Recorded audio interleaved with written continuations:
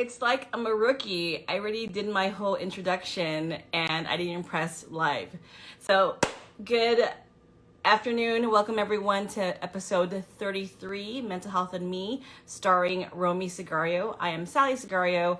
I am the program coordinator for Inner and Voice at NAMI Greater LA, NAMI GLAC, and I'll be starring my dad, Romy Sagario. So this will be a really good interview, guys. Thanks for joining on time. Okay, so before I have my dad on, I know June is Pride Month, so we do have an episode with Christopher Florendo, episode 14, talking about his journey with mental illness and his journey with the transgender community and the everything going on there. So episode 14, check it out with Chris Florendo. All right. We're gonna join you guys.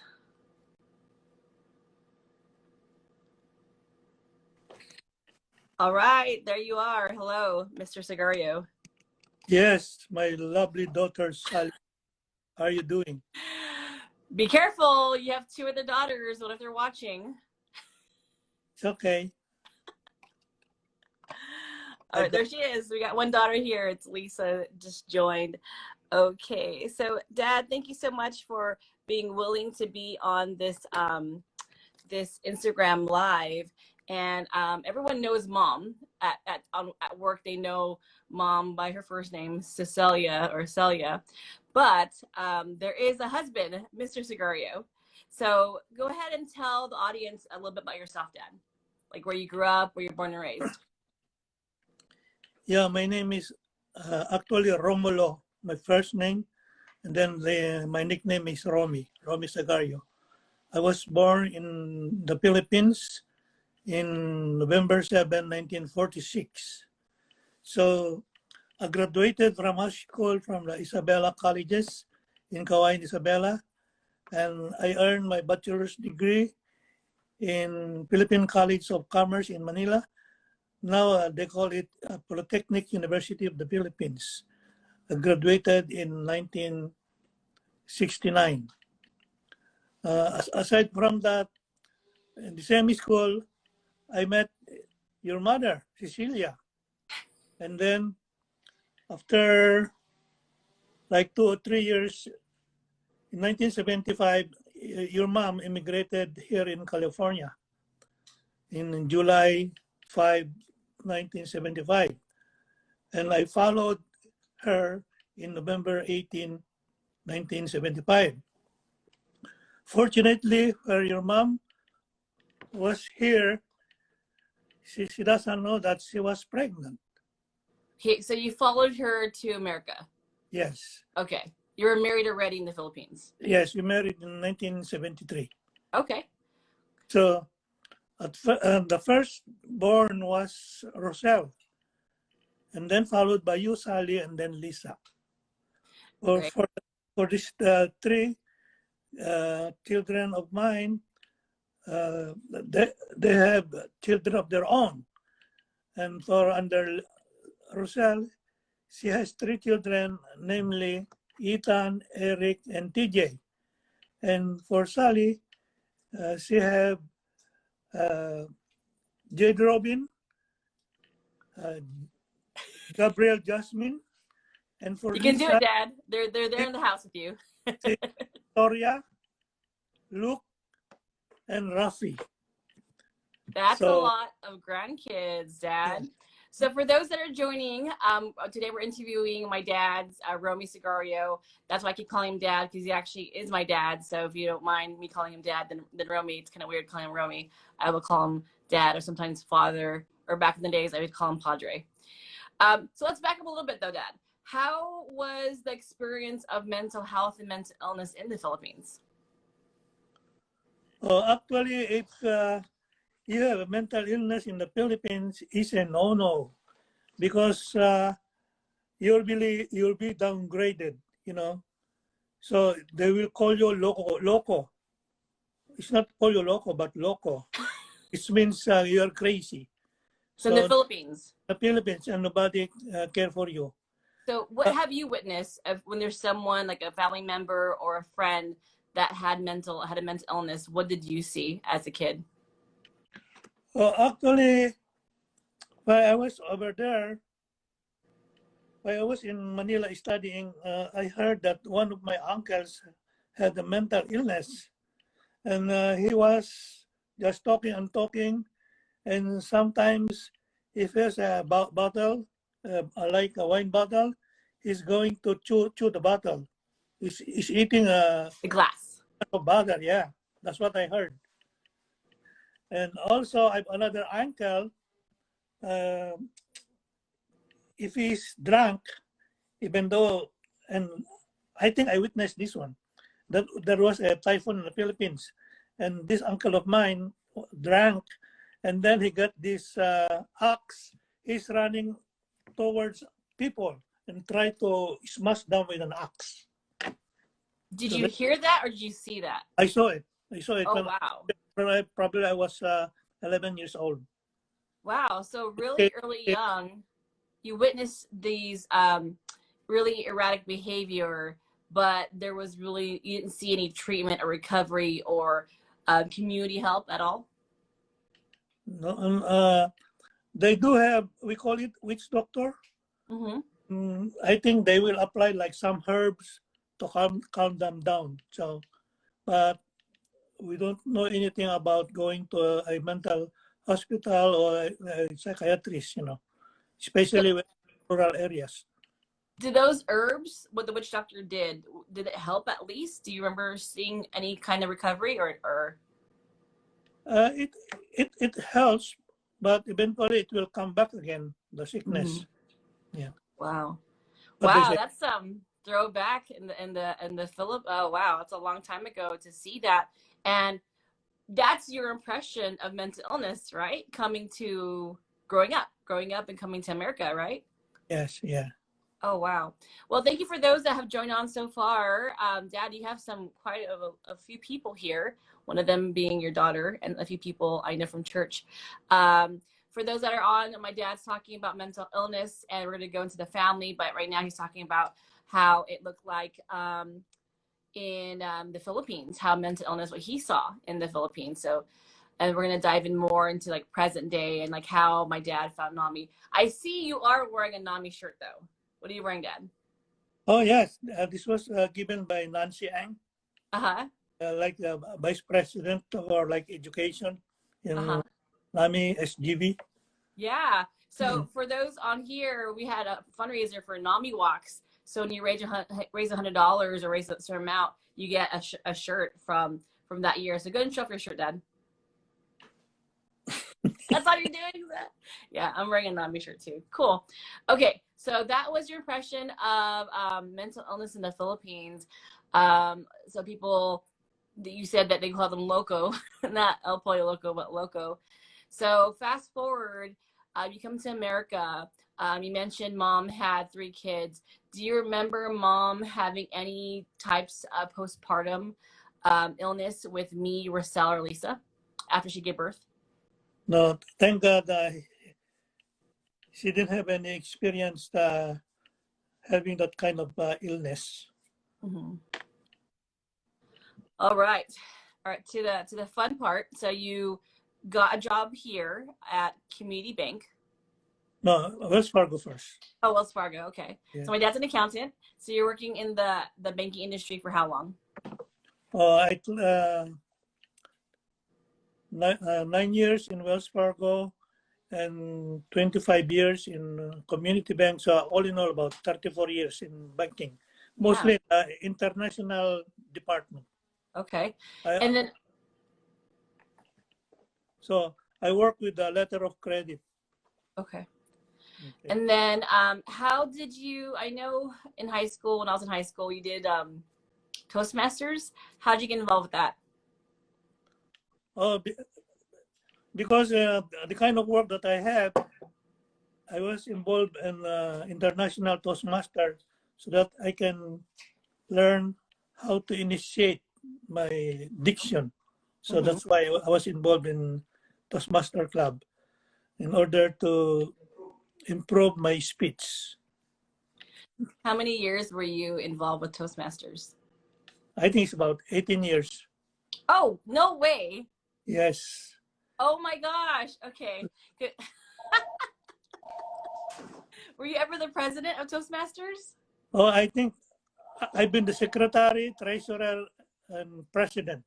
Yeah, we call it Unity Toastmasters Club. Okay. It's Oh my gosh. yeah, mostly the members are mostly uh, Filipinos and even American whites and African American. Uh-huh. Wow, that's cool. I didn't know you were there for that long. And what's nice is that that kind of foreshadows about like how you're so involved with your Filipino community at church, and then even involved with NAMI. You guys know how to be in volunteer organizations.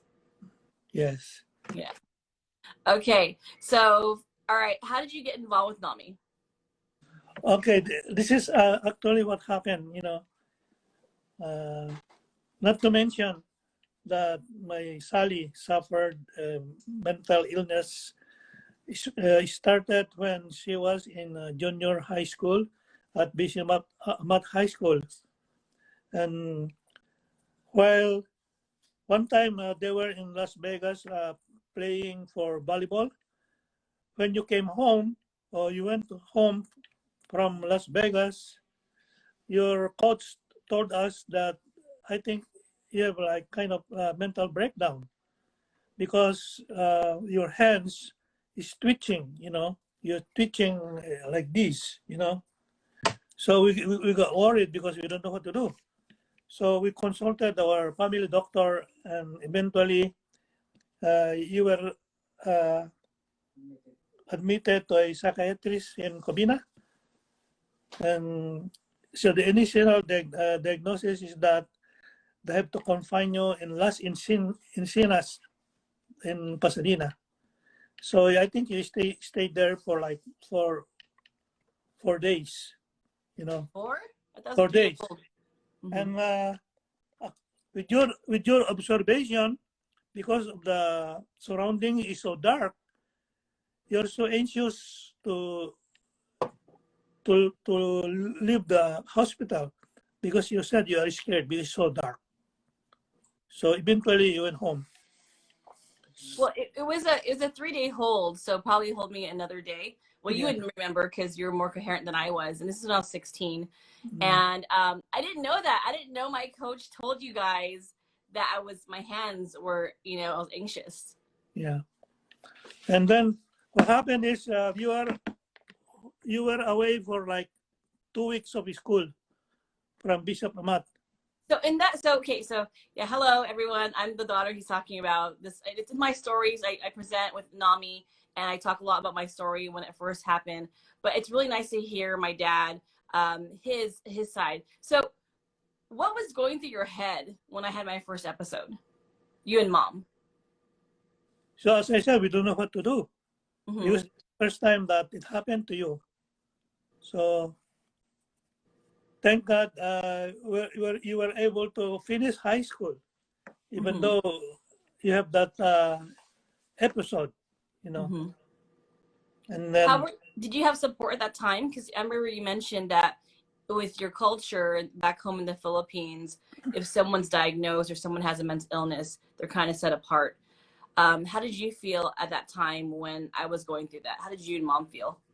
yeah, we don't know that you're suffering from like mental illness during that time. So fortunately, you were able to finish your high school in Bishop Amat. With So honors. yeah, with honors. Actually, you were one of the first honors. So I was surprised that you did that, even though you have so many absences during that time. It was only 2 weeks. Wait, so you didn't know what I was going through internally in high No, school? no. It was hard. It was so Yeah. hard because I was absent for 2 weeks, and that's not just that. I was like not even there, Mhm. and I would cry every day during my first month back because I Yeah. was unsure of what was happening. Mhm. Mom, you guys weren't talking to me. No one's talking to me. The only ones who were talking to me were my psychiatrist giving me medication. That's So it was rough. It was rough. And there's a few friends out there that saw me at that time. Okay, so you were excited that I graduated high school, and then what was next in your journey of mental health and mental wellness? Now, after your graduation, you were accepted at Cal State University in Long Beach. So you were able to study there for actually 7 years Longer. before you graduated. But since after working with Katko, you met a you met a man, and then you, you, you get engaged, and then what happened is you had your baby, your eldest, Jade Okay, Robin. Dad, this is your story. This is not my Yes, story. This is your story. Putting me Robin. on blast, Dad. So when you have a when you have Jade Robin, maybe like 2 weeks old, your friend, I think I remembered he went to San Francisco and do snowboarding. So you were able to find out what happened, and then that's the time that you have another mental breakdown. Okay, so what happened with me, guys, is that I just delivered on my first child. She was only a week or two old, and the father left to a conference, and I lost it because I just had the baby and I had a C-section. So, oh my gosh, Dad, this is a lot of throwbacks. It is TBT, Throwback Thursday. Yeah, I remember when he left. I'm tracing it. You guys were there, and you guys were sick. You guys had a cold, and I remember Mom couldn't watch Jade at that time when Jade was an infant because you guys were sick. So that transition, what was going through your mind as I got more ill and I got to my first hospitalization as an adult? So during that time, there was a time that you cannot sleep. So even it is already past 12 o'clock, midnight, you go to the neighborhood and do something that you're doing something that you don't know what you're doing. So I remember one time, I think you're knocking every door's house in this community. Like 3 doors, guys, not every door, just 3 doors. We live in a compounded, gated community.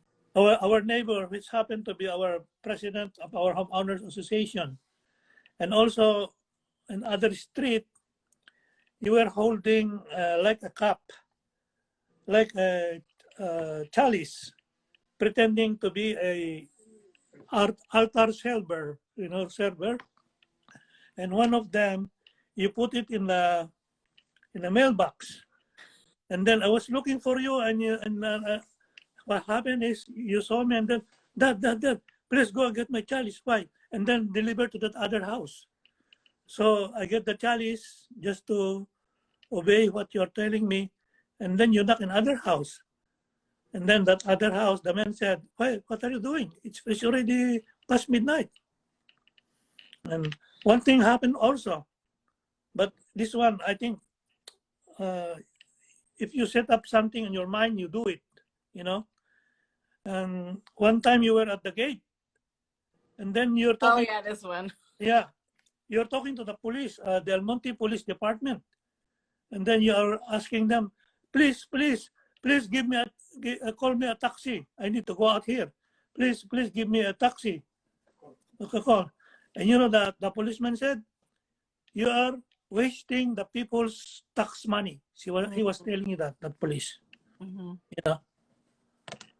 So there are also time that you want to go out. And then I said, no, don't go out. And you know what happened? I don't know, you remember? You wrestled with me. Well, outside the house, you even wrestled with me, and then I stumbled because you're so very strong. Yeah, you beat me on that one. And unfortunately, I think your mom called the police, the El Monte Police Department. There are about 4 police who came here. And then there is a rookie guy he, I think what he did, he pulled out his gun, and where is that girl? Where is that gun? Where is Sally? Pointing the gun at you. And then I was surprised. How come she did that? She's like attempted murder, you know. Wait, what? I don't. Yeah, Oh my gosh. Okay. yeah. Okay, this is a lot. That, This is that a was lot. that. Yeah, So this is okay. I didn't expect this to be a roast on me, but this is good for people to hear. This is good people to hear the parent side. You know, my story is on a lot of links and stuff, but it's really important to hear, you know, my dad's side of the story and what he saw and observed. Because I don't remember all the details that you remember. Because I see my story differently versus what you saw, Dad. So they were in our house with a gun or yeah. outside? No, inside the house. Uh-huh. It's not supposed to do that. You know, you're not unarmed. You don't have any arm. You're not violent. That's you just There was a gun pointed at me by a cop. yeah. And you know what happened?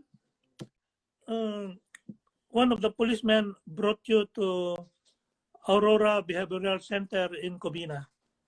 I think you stayed there like for 14 days. After that, when you get well, you come back to the house again. You know? Wait, is this the 14 days with that? Was that when I was pregnant with Jade? That was the one that after Jade was born? Yeah. So all of that happened Yeah. before I was hospitalized. What you just mentioned. Because I was just trying to think, like, when did those things happen? Dang, that's intense. And then there, I think two more episodes that happened from then on. Wait, Okay. wait. So that was before I was in Aurora. So you saw all these things, me acting weird, and the chalice, and the cops with the gun. What were you and Mom thinking during this time? Oh, we were thinking that you should. We were just praying that you should get well soon, get full recovery. You know.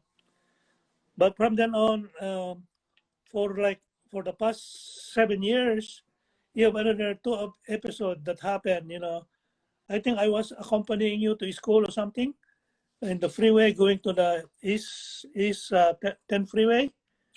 You were sitting on the passenger side.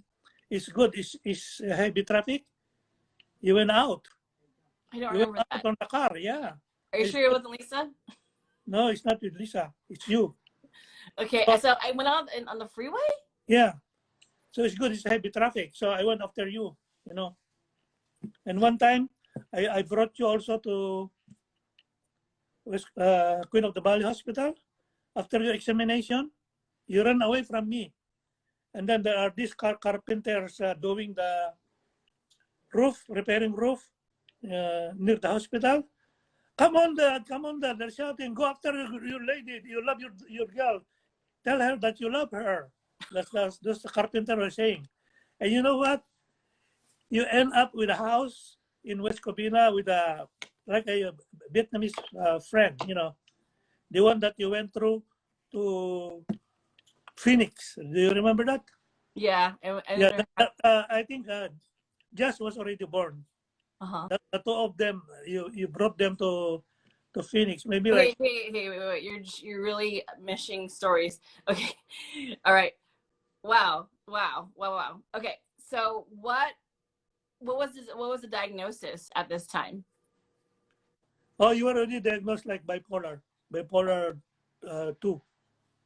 Yeah, because at first from one hospital to another, one time you were brought by the police to the Los Angeles County Hospital, USC County Hospital, and then you were assigned to Ingleside here in Rosemead. Yeah, yeah. Your memory is really good. I don't remember the name of most hospitals anymore. And there is like a Pakistani doctor, you know, you're missing Jade. He said, I want to see my Jade, even though it's prohibited to have a child over there. He was able to arrange a visitation for Jade, and you were so happy then to see your daughter Jade. You know. That was one of the hospitalizations. So I was hospitalized, guys. Wow, Dad. I did expect this kind of conversation. I just didn't expect it to be so detailed. You even know the names. It was helpful for the dates too, because guys, this is a long time ago. This is 06, 07 is when Jay and Jazz were born. And then for those next 6 years, all the way to 2012, all this chaos was happening. My family, it was, as you can see, intense, is chaotic, but man, how did you, Dr. Patel, Lisa? All right. So how I'm very chaotic, irrational, all this stuff for about 6 years. What did you guys do to get help? Okay. At the same time, your sister Roselle has been doing a research, and he came out about NAMI. And so with a friend of ours, she was studying in University of San Francisco. She's a nurse student, and she was able to overheard her parents and your mom talking about you. And then he said, "Oh, why don't you go? We can refer them to NAMI." So that's the time that we were able to connect with NAMI.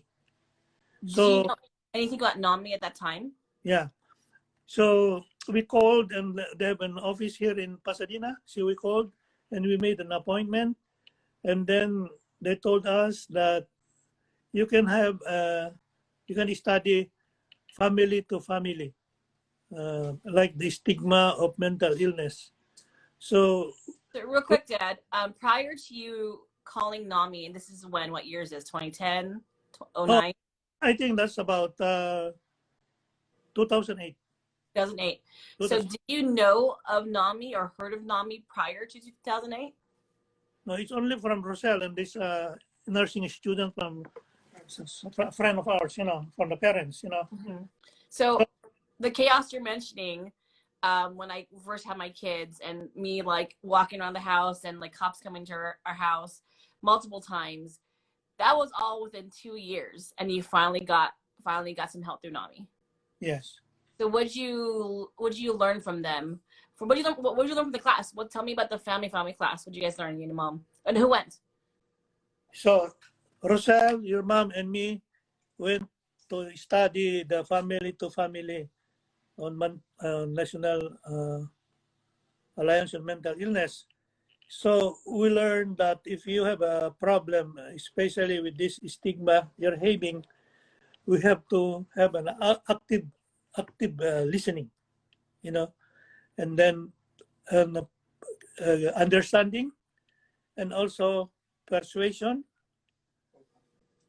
and compassion about yourself. So we have to communicate each other so that if something goes wrong, then we will able to fix it and everything will be peaceful. So luckily you are able to overcome, or you are now in full recovery. So because of that one, while you were involved in NAMI already during that time, you even recommended me to one of the officers because they want you to be the treasurer. But I said, "Oh, my dad is an accountant, so why don't you call my dad and say he will be the treasurer?" So I was able to hold an office of treasurer of NAMI San Gabriel Valley for 2 years, in 2016 until 2017. So, since then, we were active. We were active in the meeting. Every third Wednesday of the month, we attend the meeting of NAMI, and even the picnic and Christmas party, and also the NAMI walks. We have like maybe two NAMI walks in Santa Monica Pier or Santa Monica, and also maybe like 3 NAMI walks in what's that, Grand Park, you know. Yeah. So Dad, let's go back to the family course. You're mentioning how you were taught the skills and coping skills to work with me, your loved one that's ill. Did it work? What you were taught in family, did it work? Yes, it did. It did. If not, we have not joined NAMI, you know. So we've been supporting Nami for the past many years, you know. And we thank Nami because of the help Nami family that they gave you and to our family. Yeah.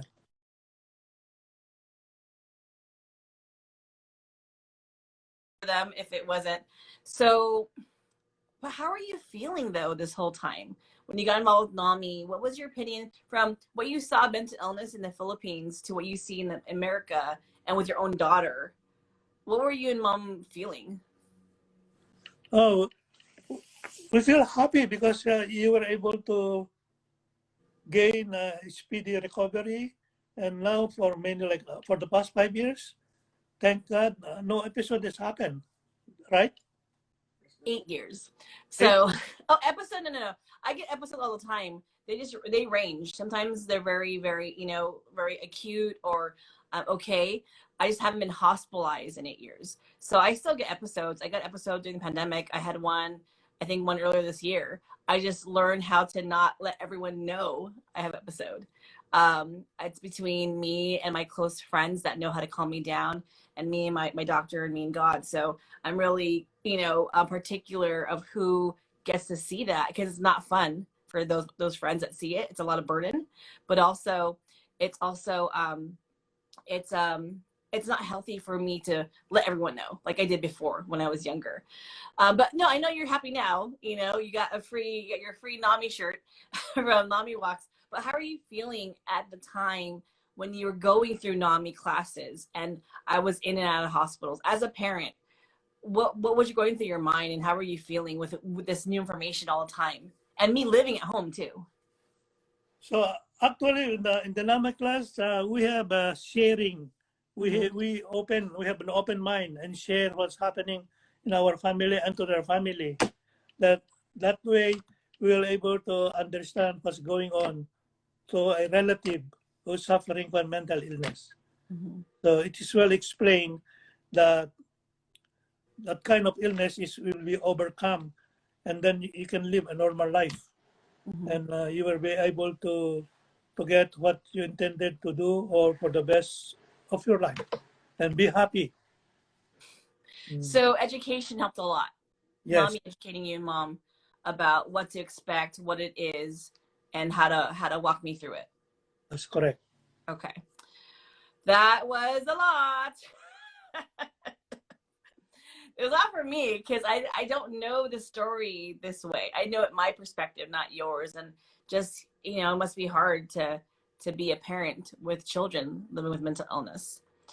Okay, all right. Now you have 2 children with mental illness. How is that? Oh, for the case of Lisa is different. The only experience that I have with Lisa is that is she part of this conversation? Yeah, she said you can talk about her. Yeah. Yeah. Okay. The problem that we encounter with her is that with her boyfriend before, I think she mentioned that she was they were arguing on a truck with a Toyota Tacoma truck, and you know what Lisa did? He jumped off the truck, and that was scary. So she was hospitalized in San Gabriel Valley Hospital in what's that? San Gabriel. San Gabriel. Yeah, that was scary what she did. And one time too, I think she has a friend that lives in Cobina. She left the truck there, the haircut over there, and they called at home. Oh, she left. Come and pick up this truck because Lisa left it here. It's good. The key is with them, so we were able. You and mom were able to pick up the truck, and it's good. Nothing happened to her. So what was the case with Lisa? Lisa's my younger sister, guys. She's also on episode 25. You can look at her on Mental Health of Me, episode 25.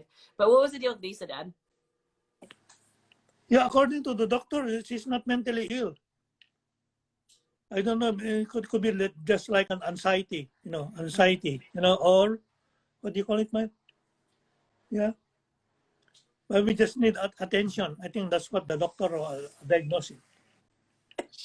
But I think she was hospital two or three times in the intercommunity hospital in West Covina, and one time is that Rialto also. He was hospitalized there too. Yeah. So I think the problem is they'll always argue with her boyfriend, and then that's the time that she's having a anxiety or depression. Depression. While Victoria was born. Oh yeah, another post. Yeah, me and Lisa had some issues with our postpartum after we delivered children. She's actually on here, Dad. She wants to say, Lisa saying that there's trauma there. There's trauma being abused, and there's trauma for a couple way before her, with her boyfriends with abuse. So yeah, trauma from abuse can lead to anxiety, depression, and if it's not taken take control of, it can really wind down a really, really bad black hole. Okay, Father. So you have these two, you have me and Lisa with mental illness. How did you and Mom manage besides NAMI? Well, we have our own life. So we especially during the summer, we just go to the concert in the park when we go dancing. That will really be up for thinking of you guys.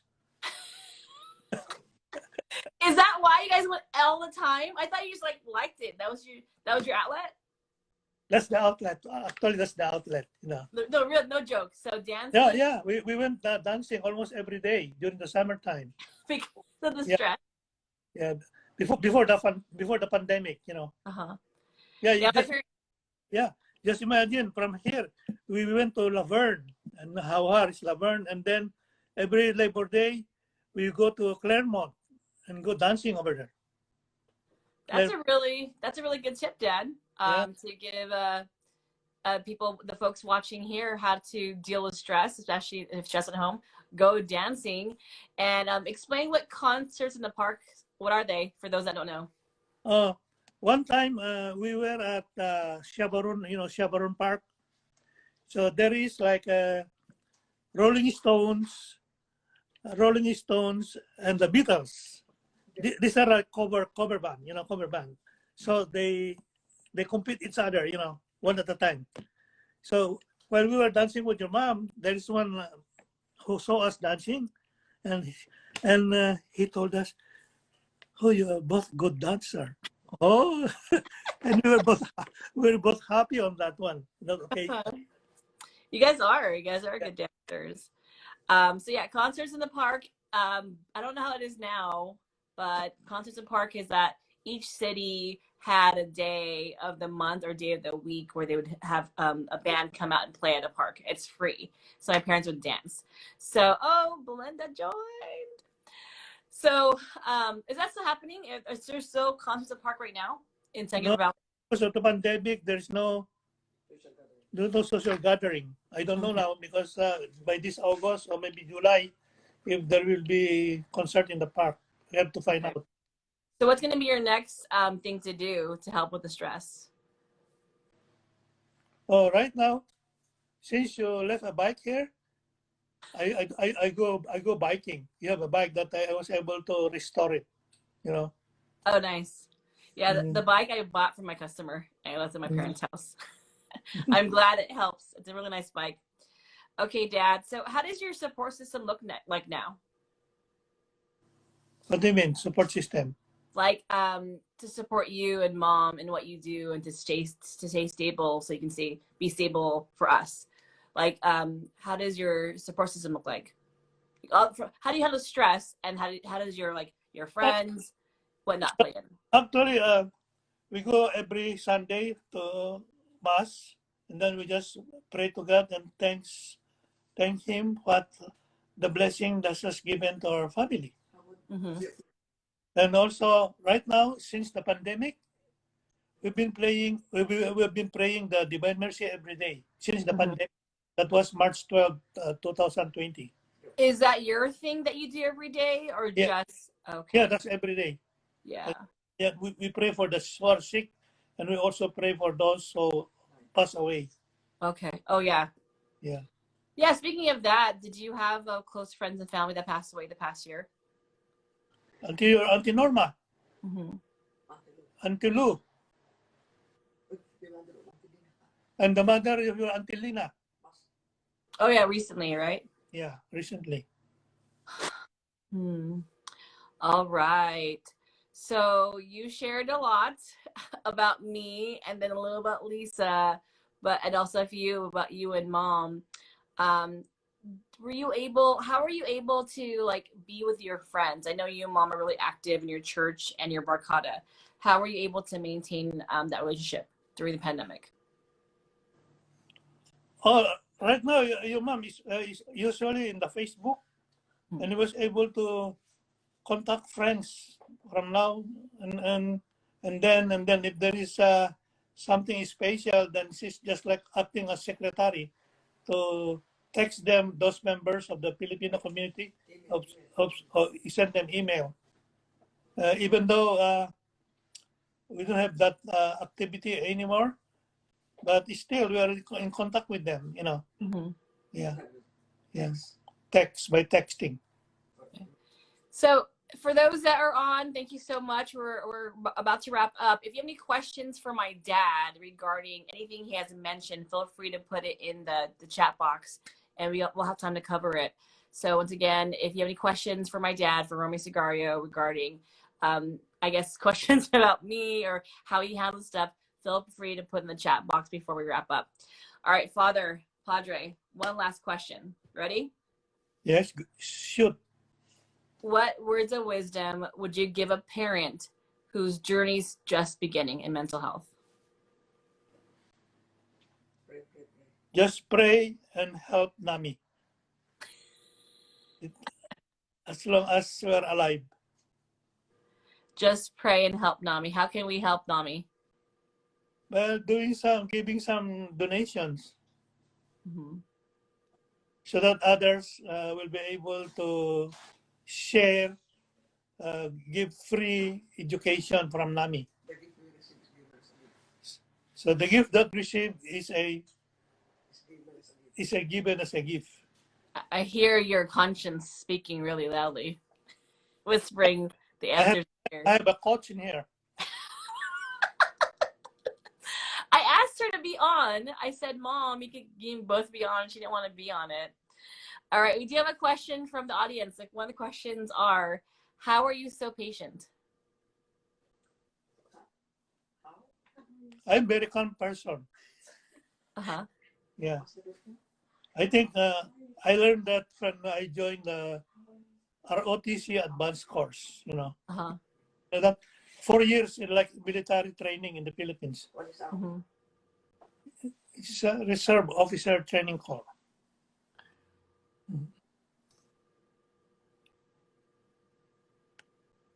All right. So someone else asked a question about the family history of mental illness. All right, girl. That was mentioned the first 10 minutes. So when this is live, or when this is on, you can find this on NAMI GLAC IGTV. My dad goes into the history of mental illness in our family. But good question. All right, dude, Dad, you have so much love. You have Lisa here, Belinda, a few people from my church. You should tell the Filipino community to show up on the Instagram live. Sure. Oh, I mean, but you can't anymore. They'll just see the recording. All right, Dad, you have about a couple minutes to scroll through the comments. Jazz can help you or Jade. By the way, my girls, my daughters, they're older now. They're 13 and 15. So most of the story when Dad was talking was when my children were like under 5 years old. So it's a long time ago, but this conversation is so necessary. It definitely caught me off guard. I knew he was going to talk about these things. I just didn't know how I was going to be affected because I'm not the same person. I'm not the same person I was 15 years ago, 10 years ago. A lot had to do with NAMI and my parents, housing me for how long was I living with you guys? For about 30 years to house me, even though I was ill and I was a nuisance, and I was very blessed to have my parents care so much for me. Even there's times where I would talk to mom to kick Lisa out of the house when we were ill, and then mom and dad, and my mom said, how can I choose between two daughters? You guys are both ill. So, very blessed to have you guys as parents, to learn to the calm, to be patient, to love, have self-control, and just to be supportive. Me and Lisa and Rochelle and all the 8 grandchildren are so fortunate to have you guys as the matriarch and patriarch of our families. Families, yes. All right, Dad. Is Jazz or Jay there? Yeah, he's there. All right, So, guys, let me scroll down so they can see the messages. we love you all. God bless. And God bless. All right, do you want to read the comments? They're funny. Look. I cannot see. Hi, Mama. I see apple doesn't fall too far from the tree in the family with the music. Not at all, Lo. This is LOL, but okay. Yeah. He said lol, but it says LOL. That's a lot of loss. I'm sorry. I think Janet was commenting on when you're mentioning the people. Are you so patient, Lo? LOL. Oh my, the real join. That's her name. Love you for. Ever. Family support, very important. You don't have to. It is funny that you're reading it out loud. You don't have to, but I think this will be the most memorable interview.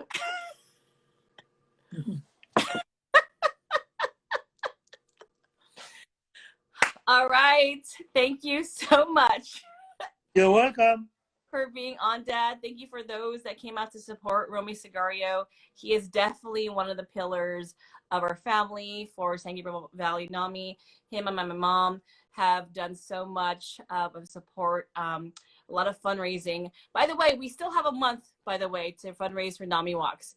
NAMI Walks was May 22nd, the day of was May 22nd, but we have till when, Mom? July 21st? Yes. July 21st to turn donations. And as my dad was mentioning earlier, is you want to help NAMI.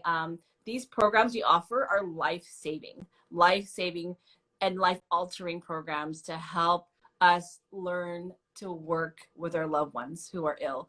And if it wasn't for NAMI, I would probably still be living at home with my parents and Lisa and like cousin Arrakis at home. And these programs that we offer are free to the public, but not free of charge. So the best way to support our programs is by donating to us. All right. Thank you once again for all those that joined. Enjoy your Thursday. We will take a break next week. And July is Minority Mental Health Month. That's why Dad's like kind of bridging from Father's Day month in June to minorities in July. And hopefully we'll have some peeps up in there. All right, Father, thank you so much. I'll see you soon to pick up the children. You're welcome. You're the best. Adios.